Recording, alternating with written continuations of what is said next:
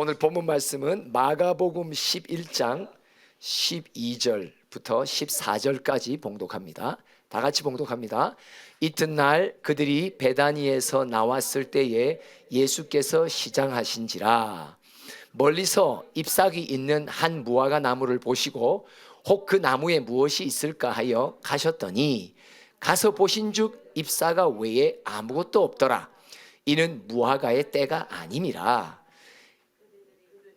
예수께서 나무에게 말씀하여 이르시되 이제부터 영원토록 사람이 네게서 열매를 따먹지 못하리라 하시니 제자들이 이를 듣더라. 오늘은 마가복음 본문과 마태복음 본문 동일한 내용을 가지지만 조금 다른 어떤 것을 갖고 우리 같이 묵상해 보기를 원합니다. 12절에 보니까 예수님이 시장하신지라. 여러분, 예수님 배고픔은요, 때가 온 거예요. 예수님이 나를 향해 배고프면 때가 온 거예요. 무슨 의미냐? 13절 이렇게 하셨죠. 예수님이 시장하시다. 배가 고프니까 뭘 찾아요? 먹을거리를 찾는단 말이에요. 그랬는데 마침 그 옆에 잎사귀가 무성한 무화과 나무가 있어요. 여러분, 잎사귀가 무성하면 영양분이 충분히 받았다 안 받았다? 받았죠. 근데 아무리 살펴봐도 뭐가 없어요? 열매가 없는 거예요. 그런데 이 마가복음의 뒤에 뭐라고 말하냐? 이는 무화과의 때가 아님이라 라고 말해요.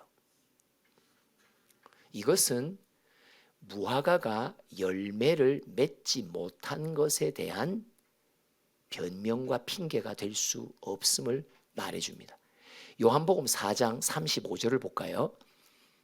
시작. 너희는 넉 달이 지나야 추수할 때가 이르겠다 하지 아니하느냐?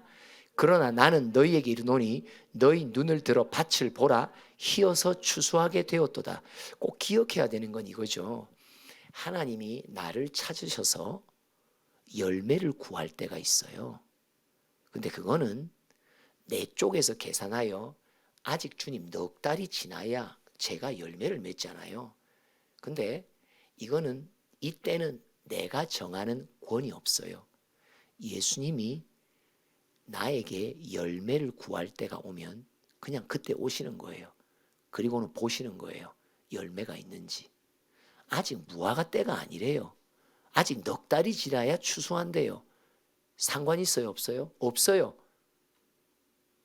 하나님은 그냥 그분이 때가 차면 나에게 오세요. 그리고 열매를 구하세요. 마태복음 24장 42절로부터 44절 봅시다. 시작. 그러므로 깨어 있으라. 어느 날에 너희 주가 임할는지 너희가 알지 못함이라. 계속. 너희도 아는 바니 만일 집 주인이 도둑이 어느 시각에 올 줄을 알았더라면 깨어 있어 그 집을 뚫지 못하게 하였으리라. 이러므로 너희도 준비하고 있으라. 생각하지 않은 때에 인자가 오리라. 그러니까 내가 예를 들면 내가 뭐 어느 나이가 되면 죽겠지. 그때 되면 내가 천국 준비하겠지. 이게 내가 정할 수 있는 때가 아니라는 거예요. 내 개인의 종말도 예수께서 정하신 때에 갑작스럽게 닥친다는 거예요. 그뿐 아니라 우리가 이 땅에서 사명을 수행하면서도 주님이 때로는 열매를 구하러 나를 찾을 때가 온단 말이에요. 그런데 열매가 있어야 돼요? 없어야 돼요? 반드시 있어야 된다는 말이죠. 근데 여러분, 다시 아까 본문으로 넘어가서 14절을 봅시다. 뭐라고 저주받습니까? 시작. 예수께서 나무에게 말씀하여 이르시되 이제부터 영원토록 사람이 네게서 열매를 따먹지 못하리라 하시니 제자들이 이를 듣도다. 그리고 이후에 제자들이 뭐라고 말하냐? 주께서 저주하신 나무가 뿌리채 말랐습니다 라는 말을 해요. 예수님의 저주를 받죠. 오늘 제고입니다. 지금 없으면 영원히 없습니다. 세목입니다. 시작.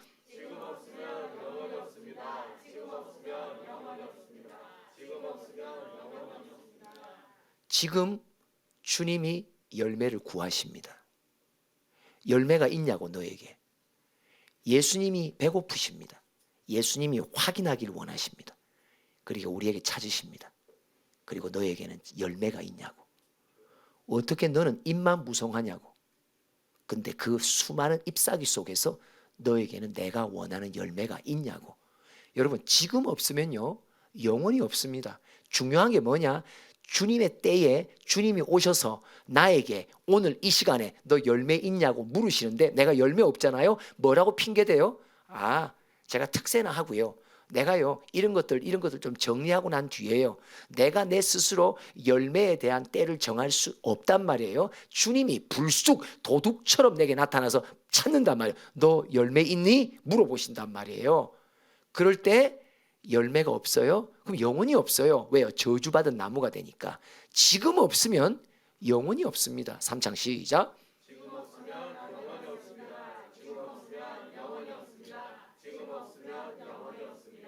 우리의 영혼이 깨어나야 됩니다. 그냥 우리가 이렇게 3번 예배를 드리고 남달리 더 많은 헌신을 한다는 것 자체에 중독되지 마시기 바랍니다. 지금 이 순간 주님이 내게 찾아오셔서 그분이 원하시는 열매를 구할 때 내 안에 내 삶 속에 열매가 있느냐? 지금 없으면 영원히 없습니다. 지금 없으면 주님이 저주하십니다. 너에게서 열매를 맺을 수 있도록 안 만들겠다고. 지금 깨어있으라 이 말이에요. 맞죠? 지금 내게 열매를 구하시는 때가 왔다는 거예요. 할렐루야. 귀 있는 자는 성령이 교회들에게 하시는 말씀을 들을지어다. 귀가 먹은 사람은 안 들립니다. 오늘 저는 이 말씀을 새벽에 받으면서 정말 깜짝 놀랐습니다. 아니, 아직 넉 달이 지나야 되는데요, 무화과 때가 아닌데요. 그거는 네가 할 말이 아니야. 열매를 구하고 찾는 것은 주님의 때란 말이에요. 주님의 절대적인 주권이란 말이에요. 오늘 나에게 찾아오셔서 열매를 구한다면 너 지금 열매 있냐? 없는데요. 지금 없어? 너 영원히 없을 거야. 저주받을 거야. 너는 평생토록 예배 3번 하루에도 드리겠지. 너도 예배 자리에 참여하겠지. 그러나 네가 내게 바라는, 내가 바라는 열매가 없다고. 예배를 왜 드려요? 열매를 맺기 위해 드리잖아요. 열매를 맺어야 주님께 영광 돌리잖아요. 맞죠? 맞습니다. 예배는, 우리가 드리는 예배는 형식적인 예배가 아닙니다. 종교적인 행위가 아닙니다. 중독이 아닙니다. 맞죠? 그럼 마태복음 본문을 봅시다. 병행되는 구절 21장 11절. 왜 열매를 맺지 못하냐라는 하나님의 진단이 나오죠. 시작. 무리가 이르되 갈릴리 나사렛에서 나온 선지자 예수라 하니라. 요 무화과 나무 이야기에 대한 이 병행 구절이 마태복음 21장에 나오는데 21장에 뭐라고 사람들이 말하냐? 이 무화과 나무, 열매 없는 무화과 나무는 이 무리를 말하는 의미죠. 뭐예요? 예수님을 바로 알지 못해요. 예수님을 뭘로 말해요? 선지자라고 말해요. 왜 열매가 없을까요? 예수는 믿는데 엉뚱한 예수를 믿어요. 고린도 교회처럼 다른 예수를 믿어요. 예수의 이름을 불러요. 근데 예수의 이름의 정체성에 대한 내 마음에 온전함이 없는 거예요. 성령을 믿어요. 근데 다른 성령을 믿어요. 내가 좋아하는 쪽으로 역사해 주시는 성령을 믿어요. 복음을 믿어요. 근데 복음이 다른 복음을 믿어요. 여러분, 이거요 심각한 것입니다. 예수의 이름을 불러요. 복음이라는 말도 해요. 성령을 불러요. 근데 예수의 정체성이 성경의 성령이 가르치는 거하고 다르단 말이에요. 그러니까 어떤 일이 벌어져요? 12절부터 또 13절까지 읽어봅시다. 시작. 예수께서 성전에 들어가사 성전 안에서 매매하는 모든 사람들을 내쫓으시며 돈 바꾸는 사람들의 상과 비둘기 파는 사람들의 의자를 둘러 엎으시고 그들에게 이르시되 기록된 바 내 집은 기도하는 집이라 일컬음을 받으리라 하였거늘 너희는 강도의 소굴을 만드는 도다 하시니라. 여러분, 성전의 비유는 결국은 내 내면의 성전, 나의 심령을 말하거든요. 그럼 여러분 보세요. 내가 예수를 잘못 알고 잘못 고백하고 있는 사람, 예수가 엉뚱하게 선지자로 생각하는 사람의 특징이 뭐예요? 자기의 심령 속에 주님과의 교통이 없다 이 말이에요. 내 심령이 내가 바라고 원하고 기대하는 예수로 가득 차 있기 때문에 이 사람들은 뭐예요? 다 예수 믿으면 잘 되는 거예요. 예수 믿으면 성공해요. 예수 믿으면 돈 벌어요. 예수 믿으면 우리 자녀들 출세해요. 전부 예수를 복덩어리로 방망이로 알고 있단 말이에요. 그러니까 그들의 성전에서의 행위가 그들의 내면의 성전에서의 부패와 더럽혀져 있는 상황을 말하는 거예요. 그러니까 뭐가 없어요? 야, 네 심령의 성전은 나와 교통하는 기도의 집인데 너는 지금 네 마음이 강도의 소굴이 되어버렸구나. 뭐가 없단 말이에요? 네가 나를 모르기에 너는 나와 교통을 하지 못하고 있다. 요한복음 14장 13절로 14절을 읽어봅시다. 요한복음 14장 13, 14 시작. 너희가 내 이름으로 무엇을 구하든지 내가 행하리니 이는 아버지로 하여금 아들로 말미암아 영광을 받으시게 하려 함이라. 내 이름으로 무엇이든지 내게 구하면 내가 행하리라. 여기서 두 번 연속해서 나오는 게 뭐예요? 내 이름으로, 예수의 이름으로. 예수의 이름이 뭐예요? 예수를 똑바로 알아야 된단 말이에요. 예수를 선지자의 이름으로 말해서는 안 돼요. 예수를 선생의 이름으로 말해서도 안 돼요. 예수를 은행장의 이름으로 말해서도 안 된단 말이에요. 예수를 내가 필요한 모든 이 땅의 것들을 채우고 성공하게 만드는 것으로, 그런 이름은 예수의 정체성이 온전하지 않단 말이에요. 여기서 말합니다. 내 이름으로. 이 뭘 말하냐? 네가 나를 아느냐? 네가 나를 정확히 아느냐? 네 인생 속에 왜 열매가 없는 줄 알아? 너는 나를 제대로 모른다고.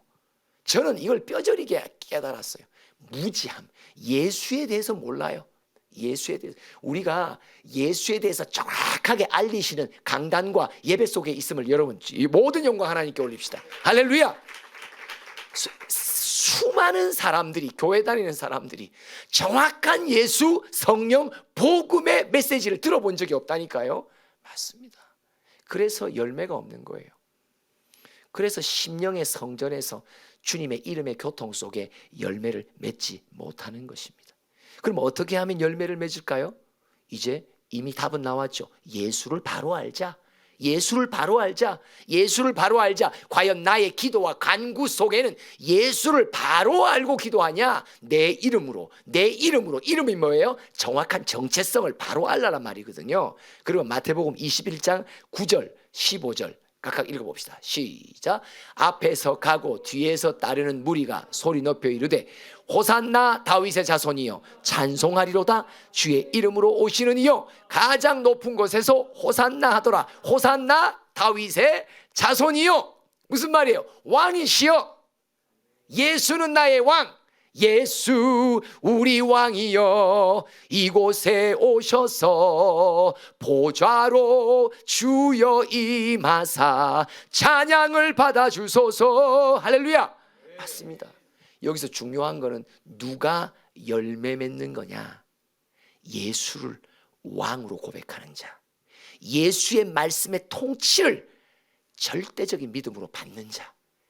말씀이 내 안에 있고 말씀이 네가 내 안에 있고. 그래서 요한복음 15장 7절이 그 말이잖아요. 읽어봅시다. 시작. 너희가 내 안에 거하고 내 말이 너희 안에 거하면 무엇이든지 원하는 대로 구하라. 그리하면 이루리라. 8절 계속 8절 시작. 너희가 열매를 많이 맺으면 내 아버지께서 영광을 받으실 것이요 너희는 내 제자가 되리라. 열매를 많이 맺는 사람 어떤 사람이에요?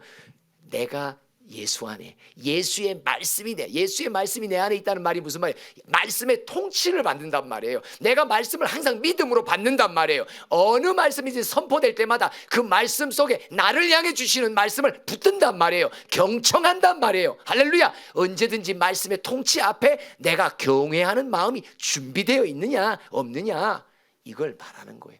또 한 번의 예배를 드리겠지, 또 한 타임의 예배가 거쳐 지나가겠지, 이런 게 아니라 오늘도 주여 내 영혼을 살리며 오늘도 내가 예수를 더 바로 알 수 있도록, 예수를 더 깊이 알 수 있도록 내게 허락하시는 말씀을 주소서. 이 말씀을 붙들고 내가 예수의 이름으로 기도할 때 반드시 열매 맺으리라. 할렐루야. 그래서 아까 가사에 응답의 열매로 선전하기를 원한다고. 할렐루야.